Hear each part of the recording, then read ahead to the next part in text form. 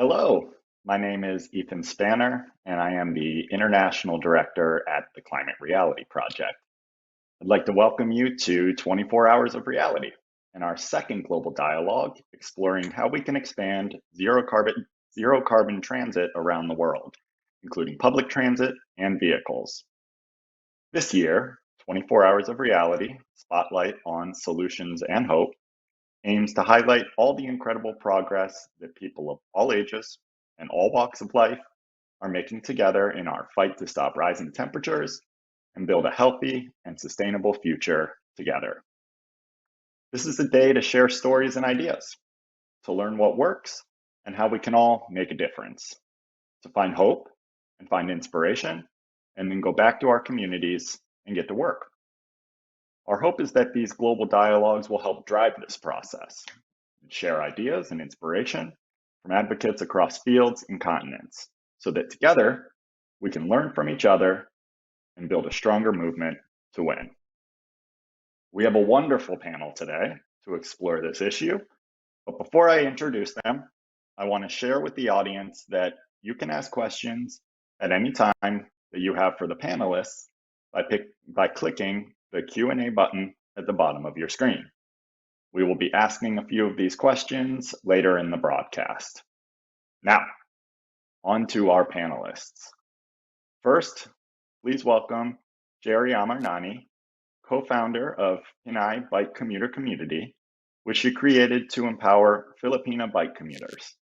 She'll be discussing approaches that businesses and local governments can take to make walking and cycling safer and more accessible for all.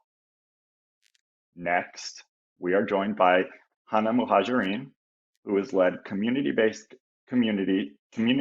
conversations across Canada on the connections between climate change and income insecurity with the Green Resilience Project. Hana has a background in organizing and has been involved in various grassroots climate justice organizing efforts for years. Lastly, I would like to offer a warm welcome to Pamela Tate, a climate reality leader since 2019.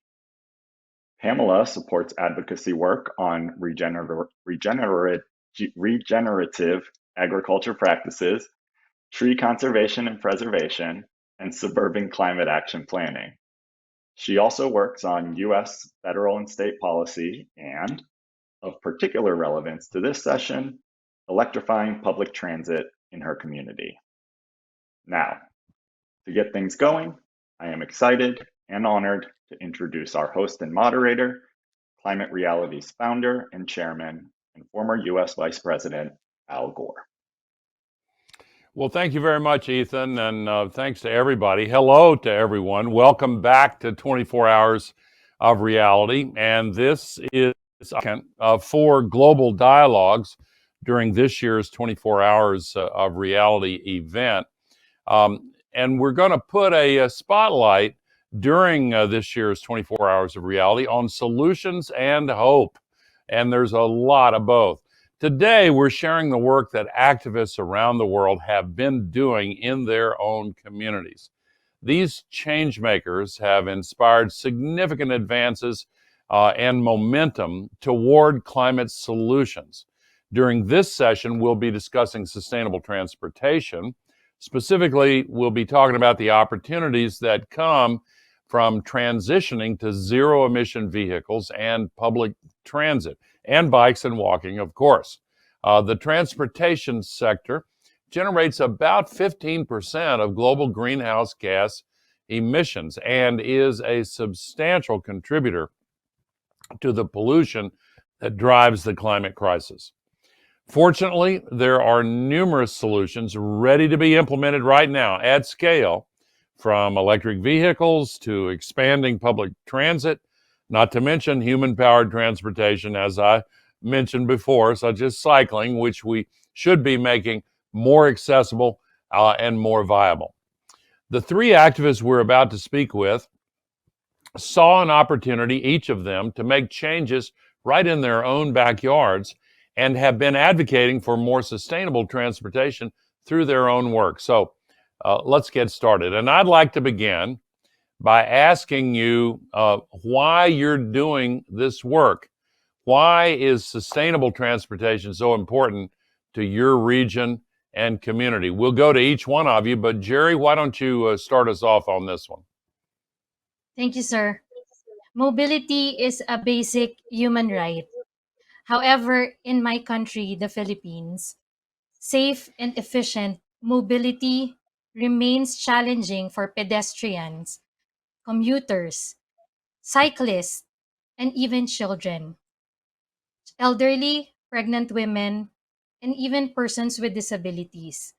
Filipinos are dealing with the poor quality and integration of our road and transport networks and car-centric approach to urban mobility. Currently, 80% of road spaces in my country, the Philippines, are dedicated to the use of private cars. This is even though 5%, five national surveys conducted from May 2020 to May 2021 found that only 5% of Filipino households own private motor vehicles and 20% own bicycles. Clearly, it is very clear that cycling should be mainstream as a mode of transportation for Filipinos, and there is a need to integrate bicycle infrastructure into national and local transport plans. Of course, if people had the means to choose active forms of transport, the shift could have a bigger impact not just on reducing greenhouse gas emissions, but also improving the air quality of cities and the day to day lives and health of the citizens. The pandemic has taught us that the real wealth is actually human health and environmental health. Moreover, there is a need for consistent data on road use by active transport.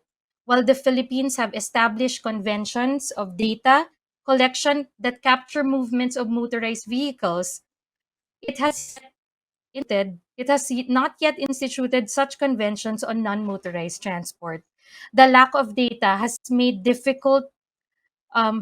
difficult for urban planners and decision makers to design the appropriate transport infrastructure and program, justify investments, and value the socio-economic benefits of active transport to the cities and businesses. But here's the good news: progress is happening.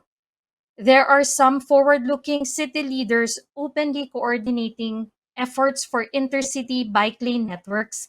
Businesses are stepping up by providing more facilities and infrastructure for cyclists, pedestrians, and other low carbon transport users, and civil society groups contributing to changing the mindset of the general public.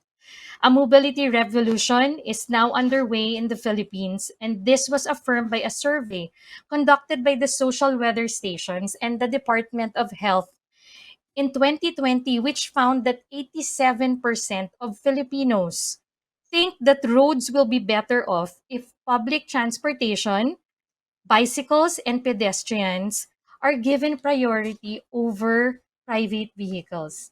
So we need to sustain this momentum, and we need to make those who have less on wheels have more space on the road. Wonderfully said. Would anyone else like to answer that first question? Sure, I will. Please, go ahead.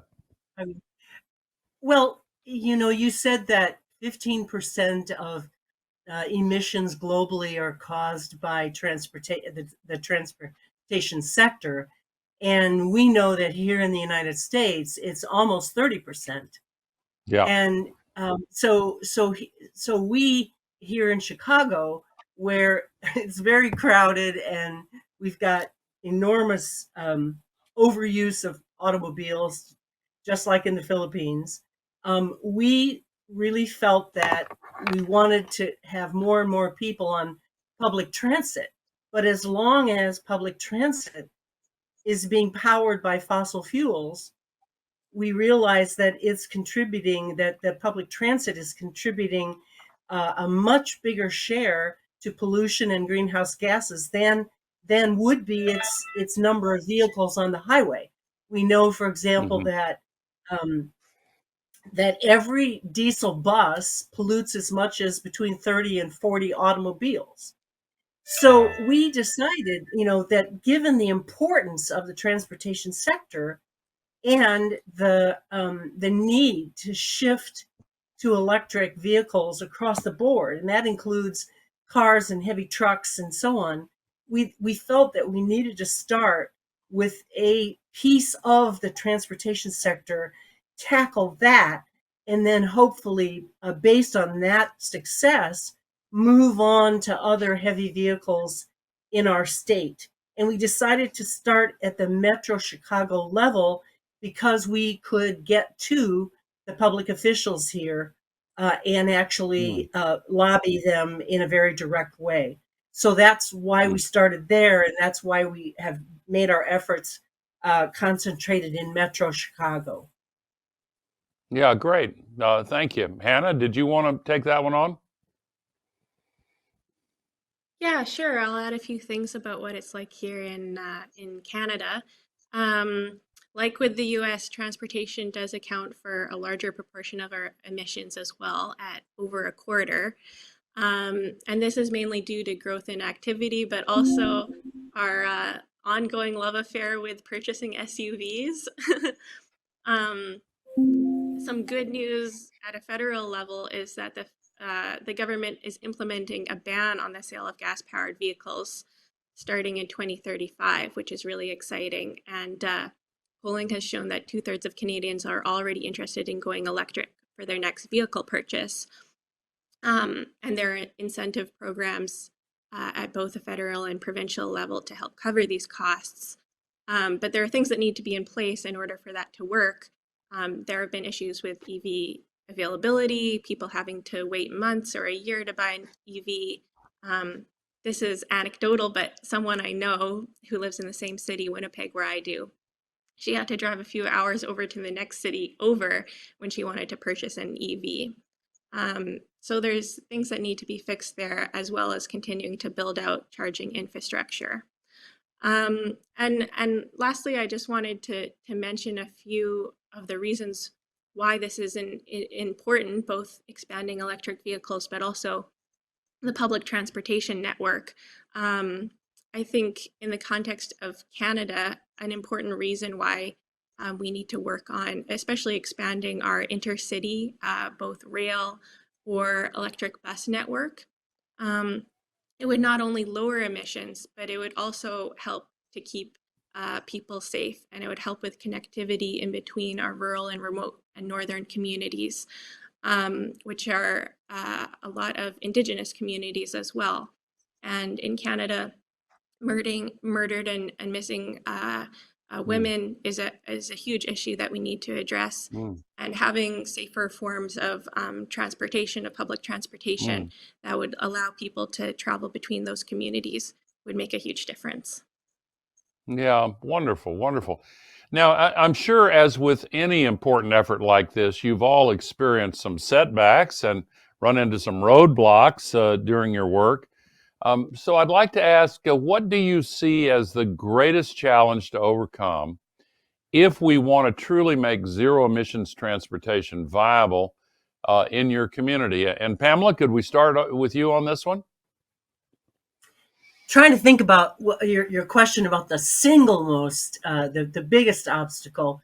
I think that when it comes to public transit agencies that oversee whether or not there is a transition to electric, the biggest obstacle is that they have a number of myths about electric powered vehicles that have to be overcome, and they have to simply be willing to change. And that means changing their garages, the training of their drivers, the training of their maintenance staff, all the things that it will take for them to actually implement electrification.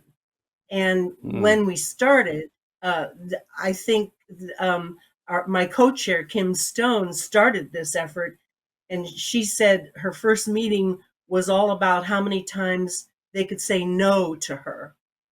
And that's because everything that we brought up about the importance of the shift was met by objections of the kind that I talked about. It's too cold in Chicago. We don't have the right range. I mean, the buses don't go for the right range. We don't have the right batteries. Our maintenance crew doesn't know how to do this. It's just they're too expensive. Just one objection after another. So working with the agencies that oversee these things has been a major challenge. Yeah. Interesting. Well, would anyone else want to answer that question about the biggest obstacles? Sir, if I may answer. In the Philippines, Please. one of the biggest challenge would be the culture, the car-centric mindset of the Filipinos. It for Filipinos, having a car means it's a symbol of success. But honestly, it's not, obviously, because as the pandemic has shown us, it's really the health of the citizen that is more important, and the environment health of the country is more important than material things. And therefore, this will require a change in a collective approach to communities. We need to have a long-term commitment from policymakers, which is an important thing, and the private sector and the civic groups. This is why our strategy in the Mobility Awards is to build and sustain a network of sustainable mobility advocates from different sectors and industries that will lobby for, develop, and implement policies, programs, and initiatives that will create an enabling environment for active transport and inclusive mobility in the Philippines. This is, of course, made possible by our network of 1,800 climate reality leaders across the country. The diversity of our climate reality leaders enabled us to create meaningful and robust collaborations with different grassroots organizations. It has created a movement building on active and sustainable transport. Interesting. Yeah. Hannah, did you want to have at that question? Yeah, I'll just, as someone else was saying, it's hard to pick the one challenge, but I'll throw out just a few. Like geographically, our country, Canada, is not very densely populated. We're in a long line along the southern border. So that just creates a lot of geographic challenges for creating building that charging infrastructure in between the different urban centers. Another geographic challenge is, of course, with our cold winters generally, especially here on the prairies where I am, and lots of snow. It just makes active transportation and public transit less appealing for people and more challenging for people with mobility issues. And then lastly, as is the case all over the world, the pandemic has really affected us, and it's affected transit ridership, which we saw really dipped across all Canadian cities over the last 2 years. And since cities, most of them depend in a large portion on revenue from fares to fund those transit systems, then we're seeing issues around that, around continuing to pay for their transit systems. In Montreal, transit fares, they've had to raise them in response. And then, of course, that just further disincentivizes riding transit and creates barriers. So that's something that I think that is very particular to this moment, I guess, but is definitely a challenge. Yeah, you want to avoid that downward spiral with higher fares and lower ridership, and they feed on each other. All three of you are incredibly accomplished and successful in your work. I'd like to ask you if you could share some suggestions for tactics that have worked for you to help you mobilize people in your communities to take action around sustainable transportation. I'm going to go right back to you on this one, Hannah. Please start off on this question. Sure. Well, what I wanted to highlight is a project that we do here at Climate Reality Project Canada.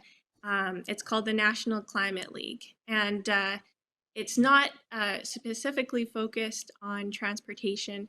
It actually covers a wide range of sustainability and climate issues. But at its heart, it's about collecting data. So the issue of lack of data around like active transportation use was brought up earlier in this conversation, and that's the kind of thing that we're trying to tackle.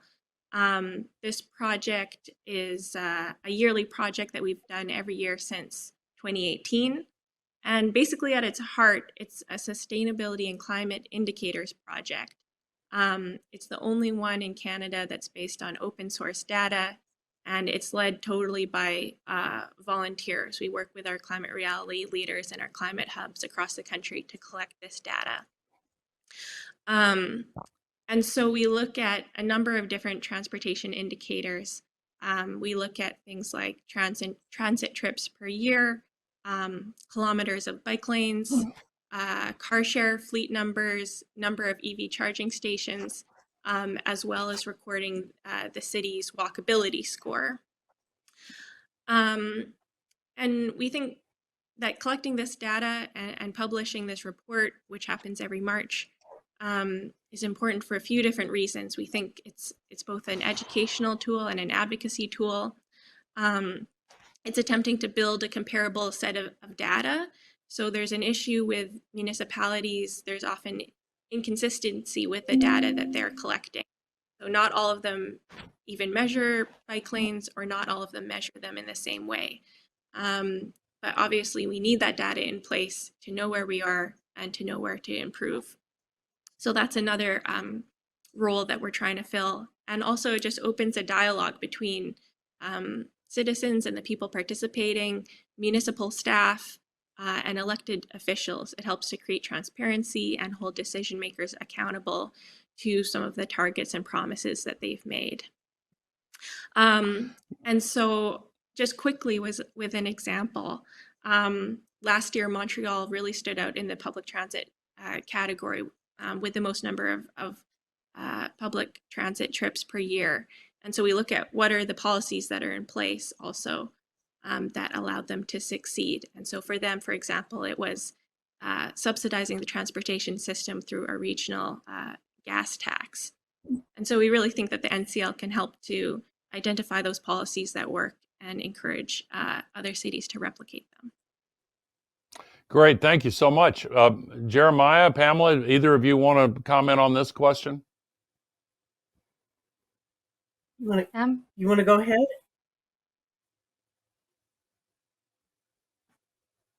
I can start out. Kim Stone and I decided that we needed a team of people from the Chicago Metro chapter of Climate Reality to create the strategies and the tactics that you were talking about, sir. And one of the things we knew is that, first of all, we had to research all of the objections that were being put forth by the transit agency. In this case, the Suburban Transit Agency, but it's also true for the city of Chicago. And so we researched every one of their issues. We looked at what other cities were doing, and particularly cities with climates like ours. And we worked on creating documents that would prove to them that their objections were not warranted. We first started with the agency staff, and then when we weren't really making any progress, we decided it was time to start putting pressure on the board of directors of the Suburban Agency and county commissioners throughout the region, in Cook County and other counties surrounding Chicago, and elected officials. And so we started supplying information about the damage being done to people's health and to the environment. We literally laid out data on what was happening with the use of fossil fuel powered buses, either diesel or natural gas buses, but especially diesel. And we began to mobilize the task force members and others to actually show up at every single board meeting, and speak, multiple people from different communities speaking against the purchases of these fossil fuel powered buses. And sometimes the people were there virtually, but in many cases they allowed us to come in person if we followed safety protocols. And so there were several meetings where we had 10, 15, 20 people, each speaking for 2 to 3 minutes about why they objected to these decisions being made by the agencies, and sharing the data that we had gathered. We got op-eds written in the papers. We basically made it very uncomfortable for them to continue with their policy and plan. And eventually, after a year and a half of this kind of lobbying, they changed course and they committed to 100% electrification of their transit fleet. But it took incredible amount of work on the part of the task force and other environmental organizations that we also pulled into the effort to do this lobbying of the board and staff. So it was quite a lengthy and drawn out, in many ways, drawn out process.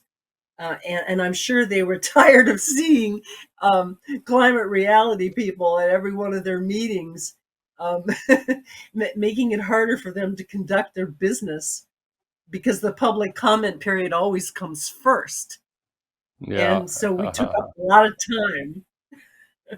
So it was ultimately successful, but it took a persistent, concerted, organized effort.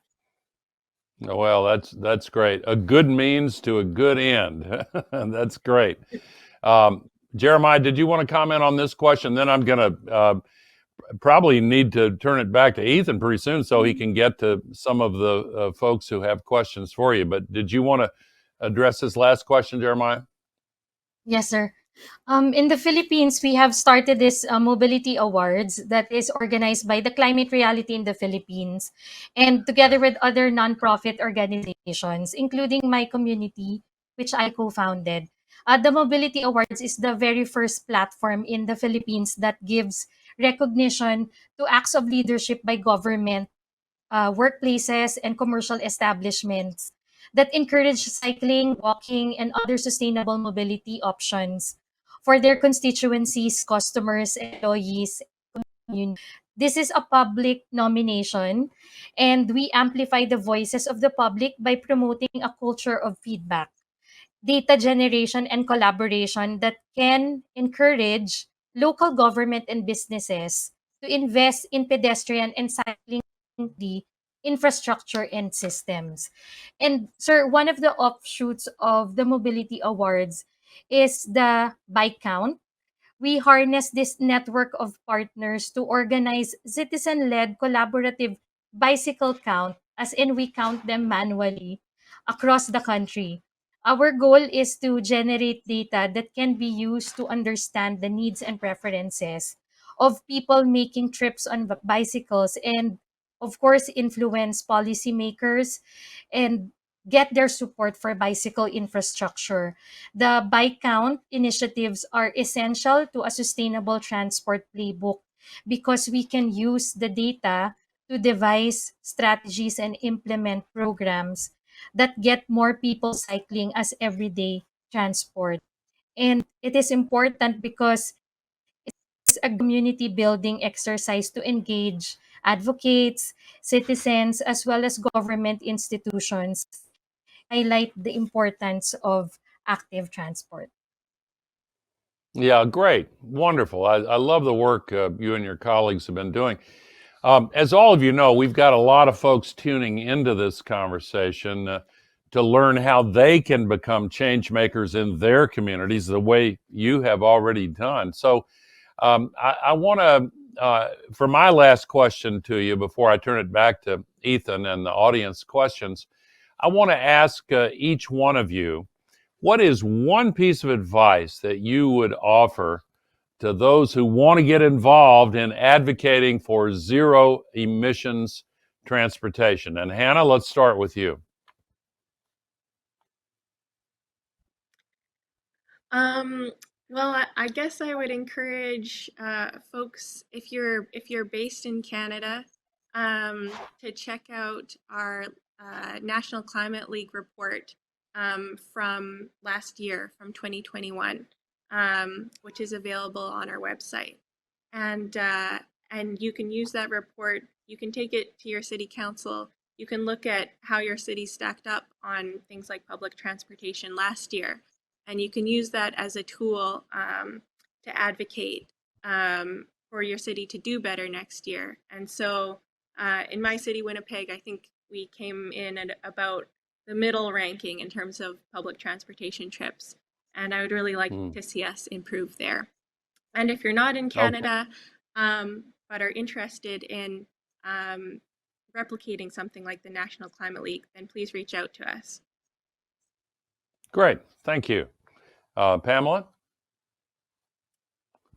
Well, I think the main piece of advice that I would offer is to be prepared if you're trying to change policy, either at an agency level or at a legislative level, to be prepared to be in it for the long term.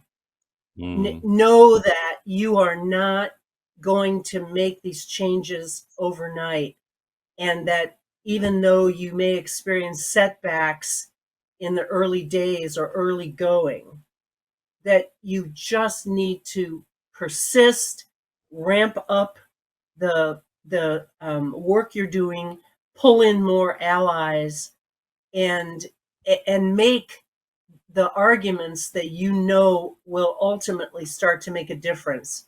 One thing I didn't mention, if there's just an extra minute here, I didn't mention the economic arguments that we began to make that started to make a difference, which are, for example, that everybody in the transportation sector knows now, which is that though the upfront cost of electric vehicles may be higher, the long-term savings is so much greater.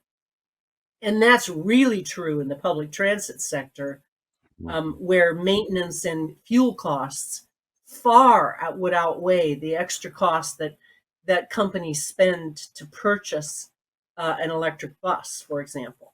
So making every argument you can and persisting and not believing that you can make short-term wins is the key, I think, to success. You just have to believe that you can keep at it long enough and with enough data and with enough people that you will change the outcome. Yeah, good for you. Good for you. Persistence. Jeremiah, do you have one bit of advice for others interested in this journey? Yes. Thank you, Pam, for that reminder. We have a saying in the Philippines that as long as you have life, you need to continue with what you're doing. And you're right. We need to continue to engage. We need to continue to be surrounded with people who have the same heart towards the goal that we want to achieve, most especially in active transport and on climate change. And yeah, just connect with the people and just continue at it. I know there will be some setbacks. I know there will be some challenges, but you just have to keep on getting inspired from other people, and you don't need even at data. Just look around you. Just in my community, in the Pinay bicommuter community, I always look at the stories of these Filipino women cyclists who every day just go on the road and just fight for their right on the streets. And that is enough for me to continue with the advocacy and to help the environment in the Philippines achieve a climate friendly environment. Yeah. Wonderful, wonderful. I'm inspired by all of you, Jeremiah, Hannah, and Pamela. I'm in awe of your work, and I hope that our audience is not only inspired, but also motivated to advocate for sustainable transportation in their own communities. Now we're going to take some questions from those who are tuning in today. Ethan, I'm sorry to go longer than I was supposed to with this great conversation. I'll be back again at the top of the hour with our third conversation of the day, which focuses on natural solutions to the climate crisis. So I will see you soon. And thanks again to all of our incredible panelists. I'm turning it back over to you, Ethan, as our MC. Thank you, sir. And agreed, that was a fascinating discussion. So no worries to go long. I know I learned a lot myself. This isn't necessarily an area in which I work. So to hear it from you all, from the experts, was really wonderful for me. I hope the same for you. And thank you, Mr. Gore, Jerry, and Hannah and Pam, for your insights. We're going to keep those going. We have received some questions from the audience. We would encourage you to continue submitting those questions as we go. We're going to have a quick Q&A here. So our first question, and I'll direct it out to one of you, but I hope to hear from all of you, is we heard a lot about the impact of communities on from transportation, zero carbon transportation, the positive impact in particular. It's touchy. And one of the questions we have is how has race and class and income inequality factored into things like funding priorities of public transportation? How can we make sure that communities that are disenfranchised or communities that are in positions of vulnerability are prioritized in that funding? I will first go ahead and pass it to Pam, and would like to hear some response from you. Thanks. You know, there was a study done by the Respiratory Health Association here in Chicago that looked at the impact of fossil fuel powered vehicles on communities of color in our region. And it was very clear that the people that live the closest to bus depots or bus stops where buses idle for long periods of time were indeed experiencing greater lung-related diseases and a much higher incidence of the results of air pollution. And so, in our recommendations to the agencies, we've made it clear that they need to prioritize electrification in those areas first. And all the organizations that are in the environmental coalition here have done the same. And in fact, in the legislation passed in Illinois a little over a year ago, called the Climate and Equitable Jobs Act, these communities have priority for everything from electric vehicle charging station infrastructure to who gets the first rebates for electric car purchases and so on. So there's a very active environmental justice community that is a part of our larger environmental coalition, and they have played a major role in making sure that this is done in an equitable way as we make the transition.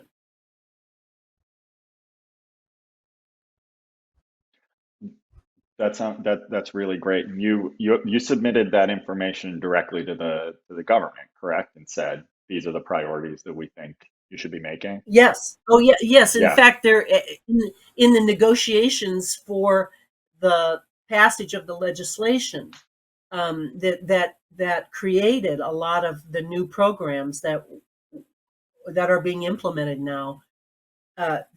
There were specific negotiations about this very issue, and out of it yeah. came, I think, good decisions for these communities.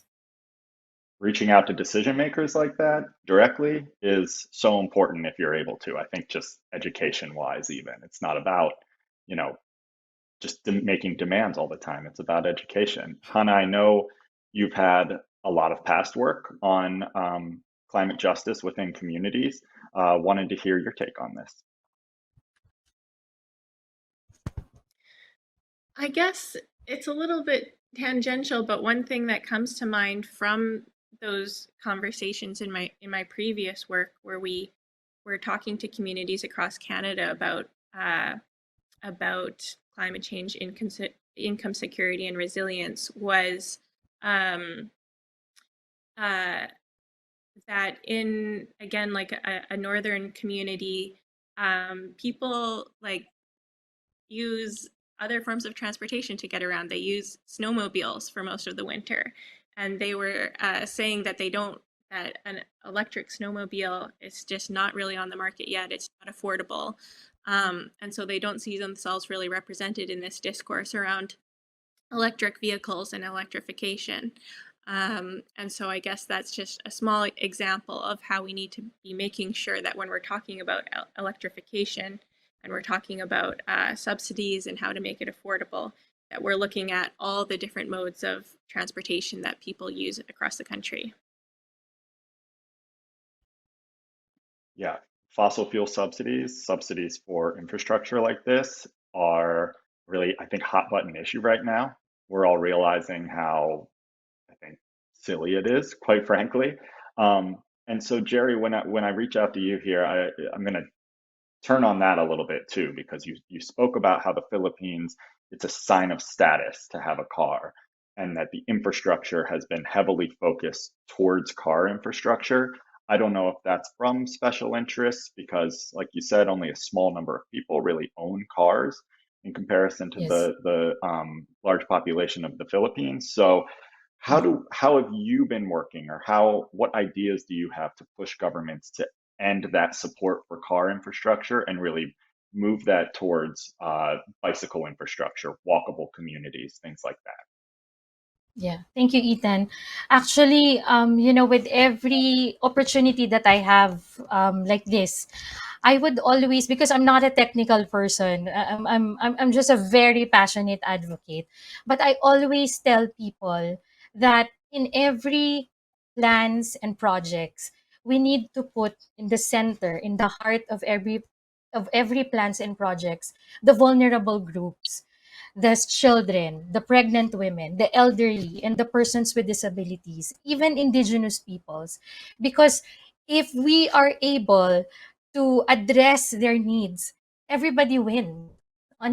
So, they need to be represented, they need to be heard, they need to be consulted in every plans and projects. And therefore, our plans and projects will be more inclusive. Everybody can go out, everybody can move, not just for a few people who have cars or who knows how to drive. Thank you very much.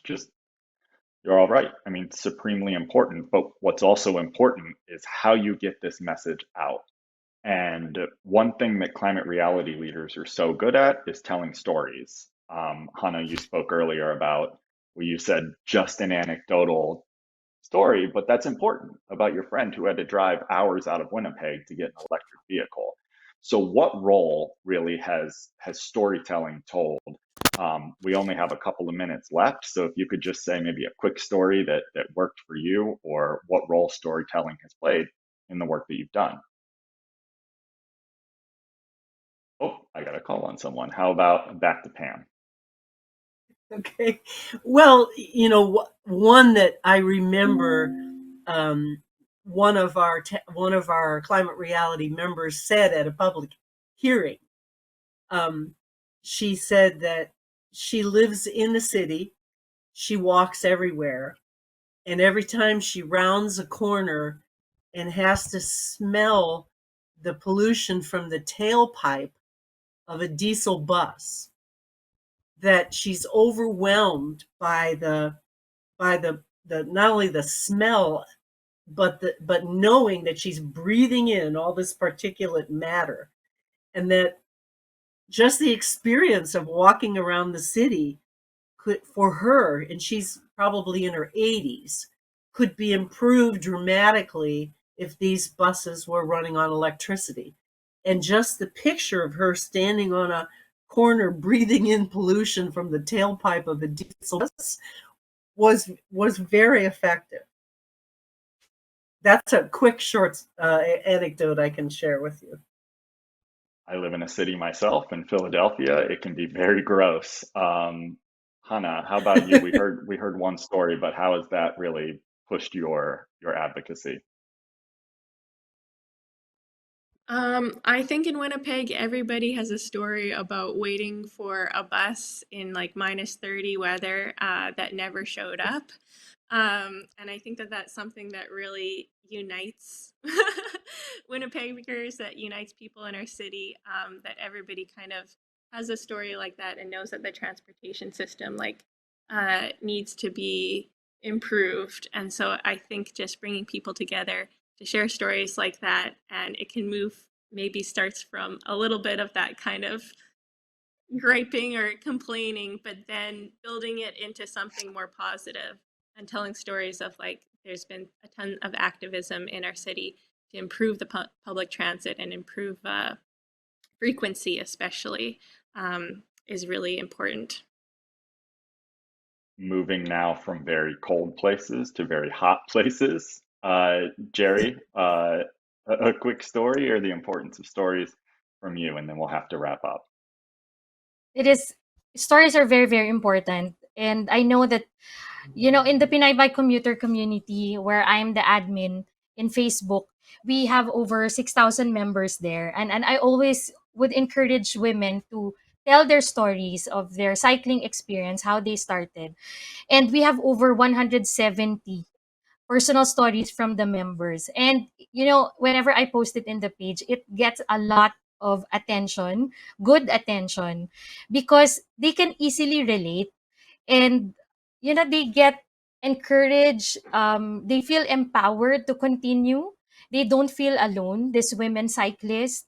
And to our listeners, to everyone who's listening right now, I'm check out the hashtag, share the road with her, and you will see the waterfall of stories from Filipino women cyclists and how they fight their right for safe mobility in the streets.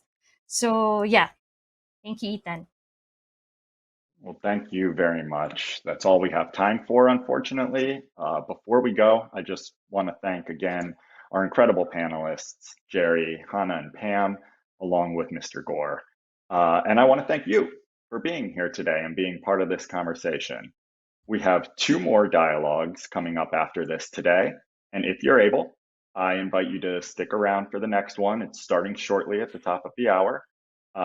And this next one will be about natural solutions. So I also want to invite you to continue being part of 24 Hours of Reality by checking stories of people just like you who are taking action on climate all across the planet. You can find those on our Instagram at Climate Reality, and by visiting our website, www.24hoursofreality.org. That's numeral 2 or hoursofreality.org. Thank you and goodbye.